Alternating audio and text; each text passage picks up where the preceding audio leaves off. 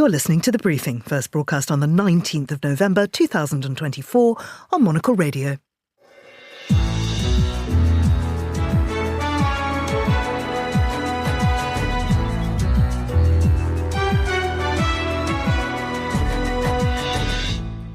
Hello and welcome to The Briefing, broadcasting to you live from Studio 2 here at Midori House in London. I'm Georgina Godwin. Coming up on today's programme, is this finally the end of democracy in Hong Kong? As 45 activists are jailed, we'll ask what this landmark sentencing means for the city-state. Then... Hello, Georgina. I'm Fernando Augusto Pacheco, and I'll look at some of the G20 highlights in Rio de Janeiro. We'll have a roundup of business news from Bloomberg and hear why the US's biggest budget airline has filed for bankruptcy protection. Plus...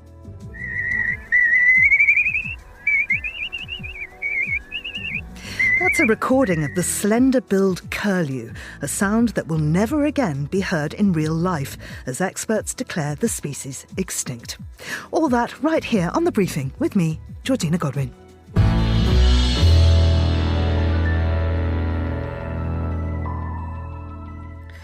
Today, Hong Kong's High Court jailed 45 pro-democracy activists for up to 10 years. This comes after a landmark national security trial that's decimated the city's once vibrant democracy movement and attracted ire from the West. Well, I'm joined now by Steve Tsang, who's director of the China Institute at SOAS, the University of London.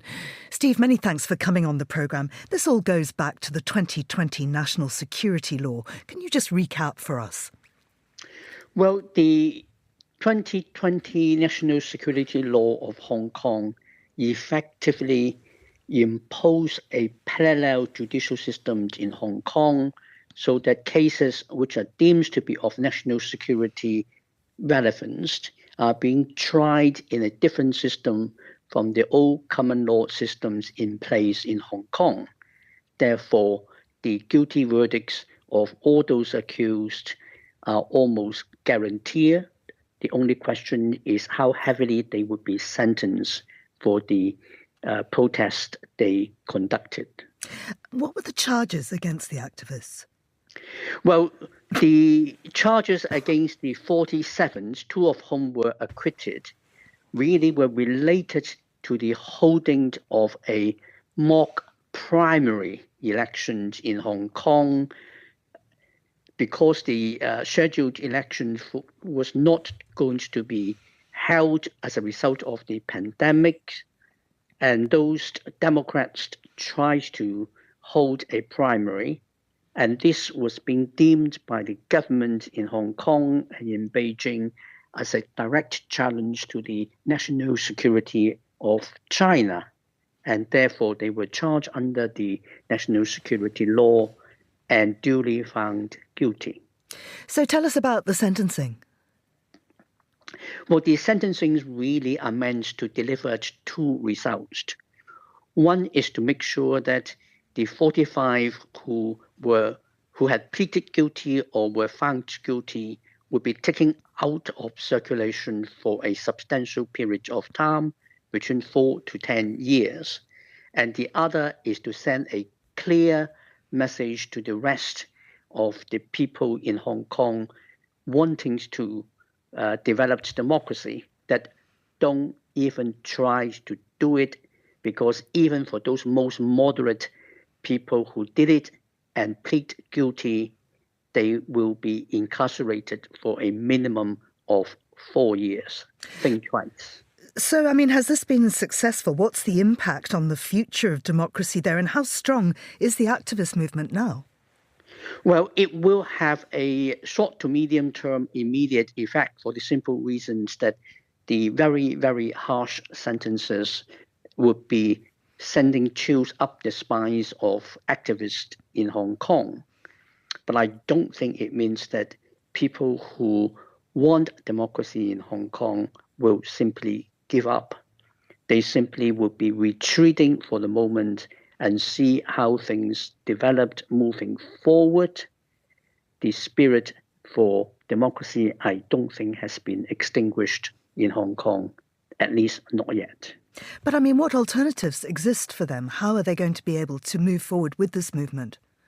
Well, they are not going to be able to move forward with real steps in the democratization in Hong Kong, but they will be engaging much more with the Hong Kong diaspora outside of Hong Kong to keep that spirit going.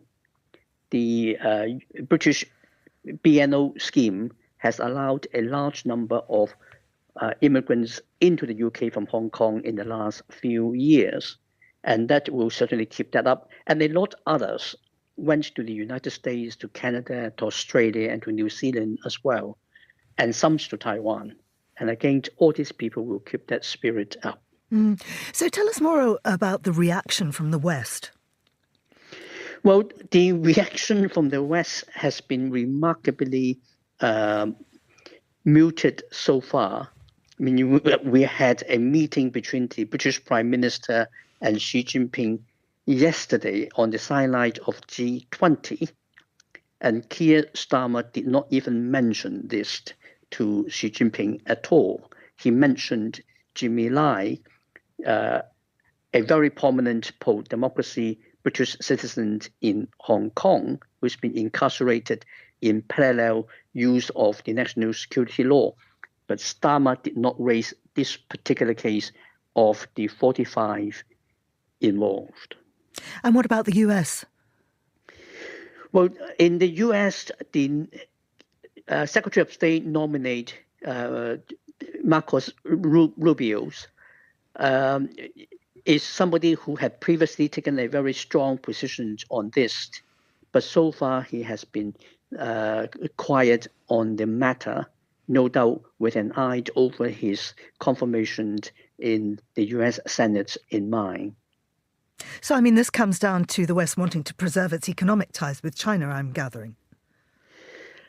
I think there is an element of that, and there's also an element that the 45 have kind of fallen out of people's radar because it's taken something like nearly 4 years for it to come to court and to the sentencing.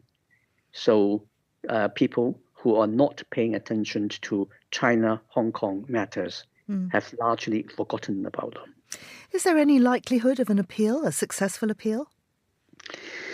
Under the national security law part of the Hong Kong judiciary, any appeal is not likely to have any moderating effect on the sentencing or on the verdict.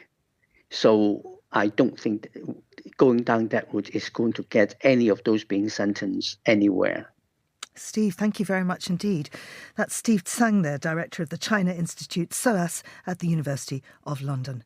Now, here's Anita Riotta with the day's other news headlines. Thanks, Georgina. Russian President Vladimir Putin has issued an updated nuclear doctrine, warning the Kremlin could weigh using nuclear weapons if an attack against the country was supported by another nuclear power.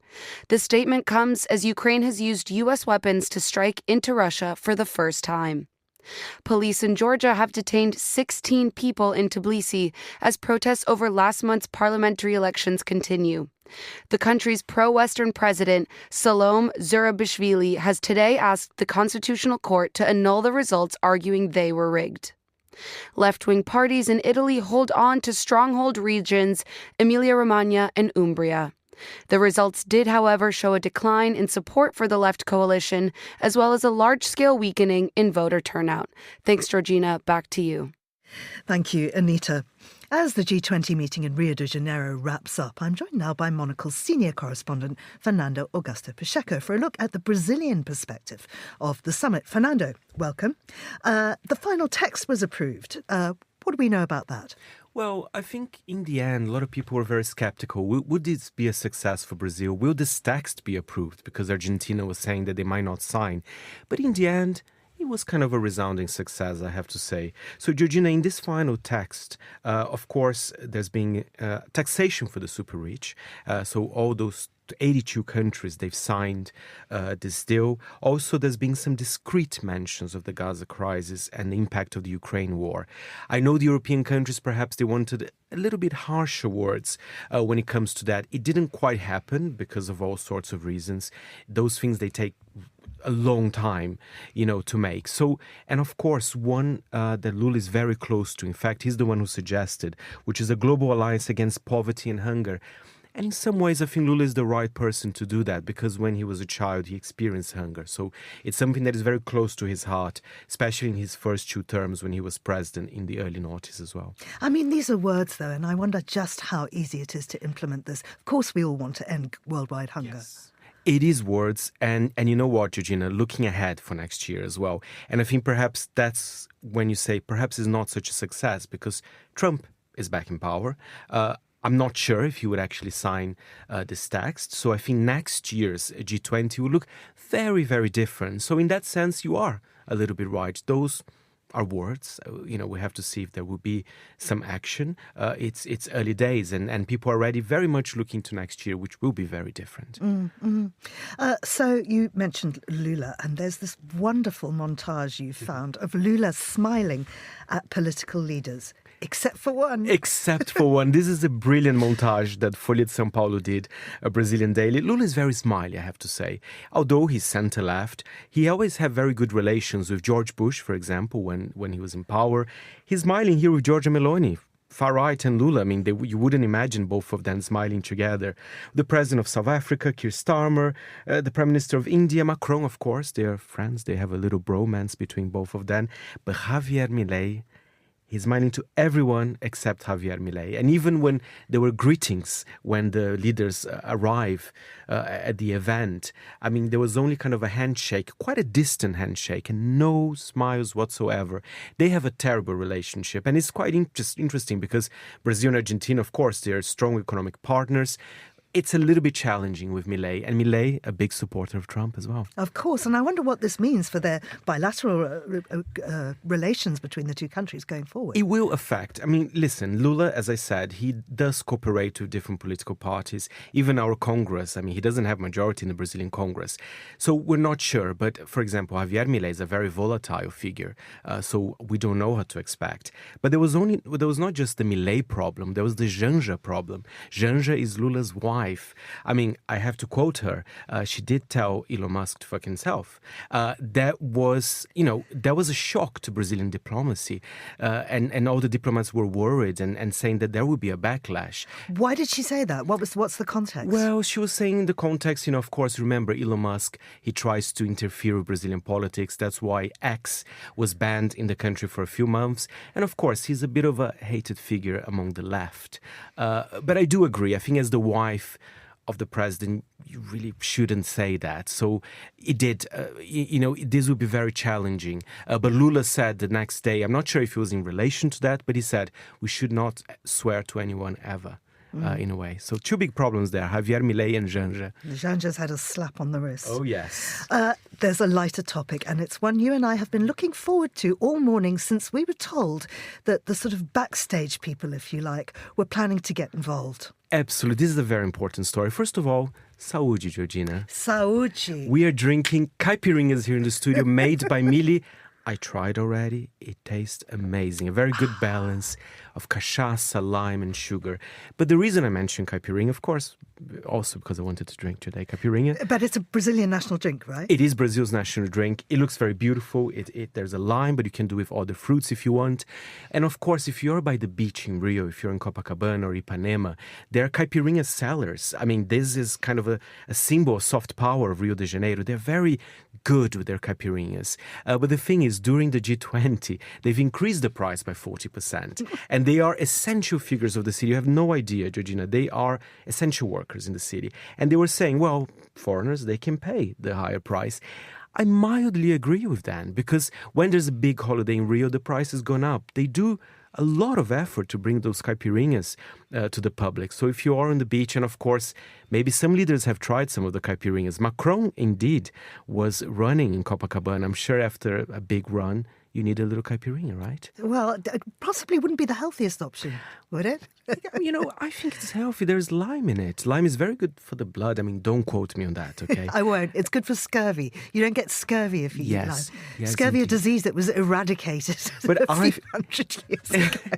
Great, I think it's a symbol of Brazil, and I think Rio is also a fantastic city. I think just looking at the images of the G20, when you saw the pictures with all the leaders with the backdrop of Sugarloaf, that was impressive.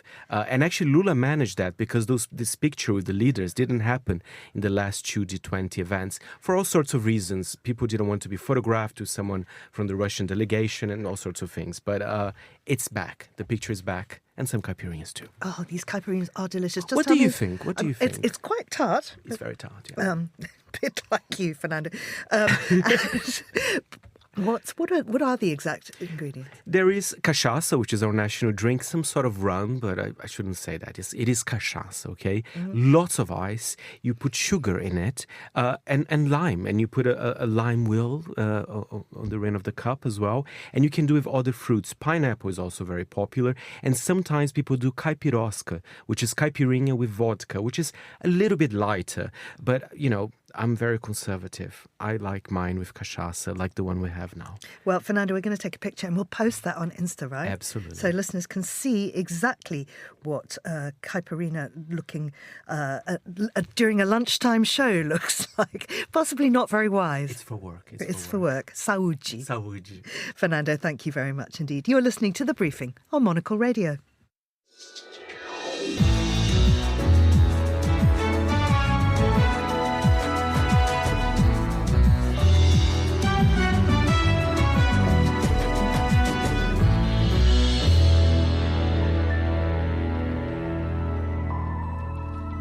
You're back with The Briefing on Monocle Radio, and here's Bloomberg's Ewan Potts with a roundup of business news.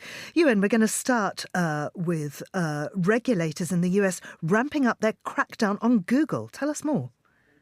Georgina, yes, this is a Bloomberg scoop for you. You remember back in August, a judge in Washington ruled that Google has illegally monopolized the search market through exclusive deals and various other means. Well, now Bloomberg sources have told us that a top Justice Department officials are going to ask a judge to force Google to sell off its Chrome web browser, which would be a historic crackdown on one of the world's biggest tech companies.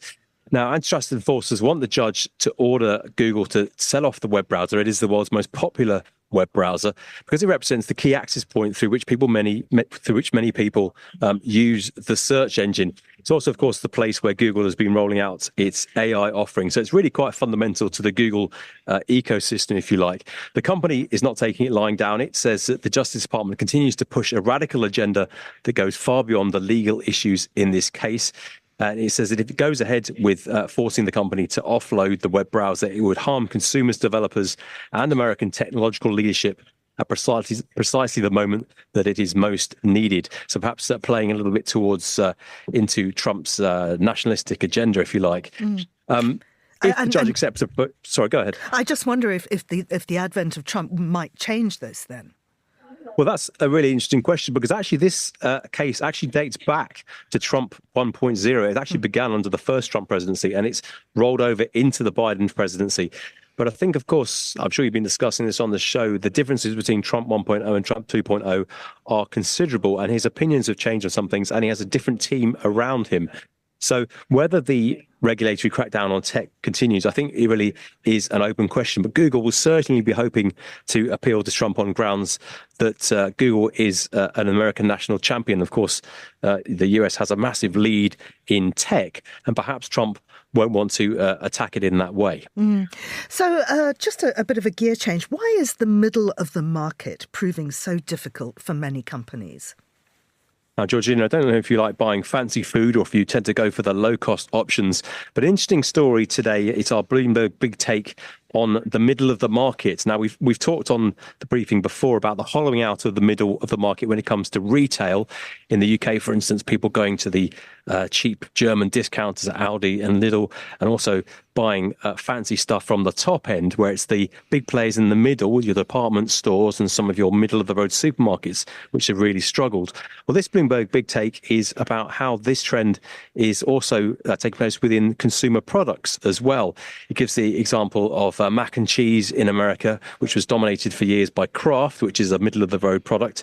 And now there are lots of fancy options costing 2, 3, 4 times as much, which are doing well. And also some very low-cost versions, supermarket-owned brands costing 65 cents a pack. And they are also doing well. So a lot of companies are having to adapt their product offering and offer more organic and special products, which retail for many times the price of the market leaders, if you like, but also the guys at the bottom are doing as well. So there's interesting hollowing out of the middle when it comes to consumer goods. Ewan, thank you very much indeed. That's Ewan Potts there. You're listening to The Briefing on Monocle Radio.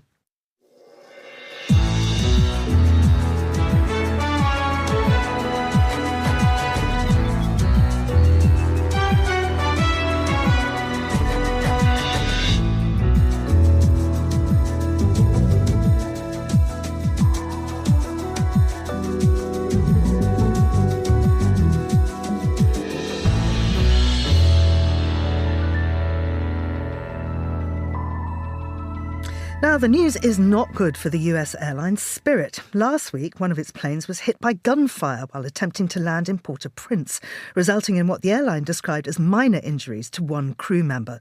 But that's the least of the problems for America's biggest budget carrier, which has now filed for bankruptcy protection after it lost more than $2.5 billion since the start of 2020 and faces looming debt payments totalling more than $1 billion over the next year. Well, I'm joined now by Sally Gethin, who's an aviation analyst. Sally, many thanks for coming into the studio. How has Spirit ended up in this position? Well, to me, this shows a flaw actually in the low-cost carrier business model per se, because I think a lot of people don't realise that this is a relatively new phenomenon, and some low-cost carriers have done phenomenally well. But Spirit, as you just said, is known for a race to the bottom in terms of prices. And what's happened is the large legacy airlines, say, for example, American Airlines, have come up with, incredibly low airfares as well. So when it's based its entire business premise just on low cost, on low fares, and then it faces a threat from its rivals like that, then where does it go? That is the problem. But I mean, there were various efforts made to avoid this. What were they and why didn't they work? Yeah, so it tried to merge with two of its rivals separately, Frontier Airlines and then JetBlue, but they were stopped by the US government on antitrust laws, because obviously the idea is that there's lots of competition in the airline market. So those two failed, and it has faced some, external pressures. Obviously, it hasn't really recovered from the pandemic. And it's had some issues with engines on its Airbus fleet, which, have forced delays and problems to its route network. And it's also tried to furlough pilots. So it's tried various measures to survive. How is this financial restructuring going to work then? So it's filed for Chapter 11 bankruptcy, which in itself is not that, desperate. It looks desperate, but many large airlines in the United States have done that and come out fitter and leaner. But it does render it more vulnerable. It's got a cash injection of $300 million at the moment. To tide it by, the bankruptcy procedure should be complete early next year. And basically Spirit is pleading with its customers to continue booking its flights and to have faith in it as usual. But of course, this does render it somewhat vulnerable to a takeover. And it's possible that it might end up merging now with a new administration coming into the United States. There might be a more lax, lenient attitude towards a merger than with the Biden administration, which, could have influenced the problems with it trying to merge before as part of its survival bid. Now, it is the US's biggest budget airline, as we've mentioned. What does this mean for the future of the industry? Well, the easiest answer to that is that airfares would go up, because if you remove the lowest end of that market, then of course it frees up the large airlines to relax more, and also the other low-cost carriers to also not have to worry about offering the meanest, leanest airfares. So from that point of view, airfares could go up for the travelling public as well.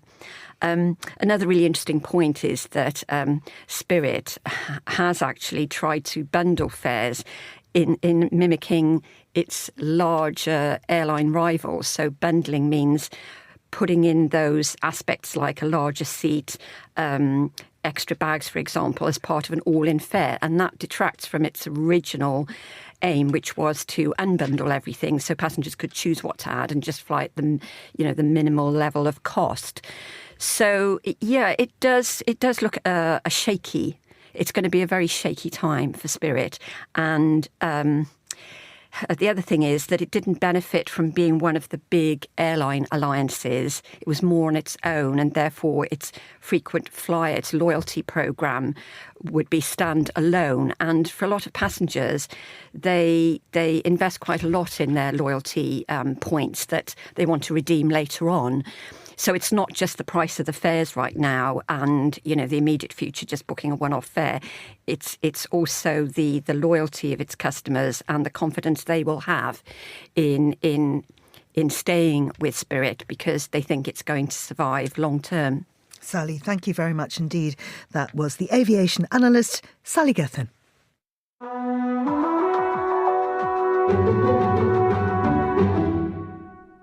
While Spirit may fly again, it's apparently the end for the slender-billed curlew, which is now thought to be extinct. Well, I'm joined by Stephen Moss, who's a naturalist and author of many books, including 10 Birds That Changed the World. Stephen, many thanks for coming on the show. Can you tell us more about the slender-billed curlew? What is it? Well, it's a wading bird. It was very closely related to our own curlew, Eurasian curlew, which is the largest wader in Europe and a relatively familiar sight for people along our coasts and on moorland. And this is a bird that until about 30 or 40 years ago was just thought to be quite rare. No one had an idea that it was actually going extinct. Apologies, I have a helicopter going over my Somerset home, as you can hear. So this is a bird that sort of people kept thinking they were seeing them in places, but it now turns out that the last verified sighting was actually back in 1995.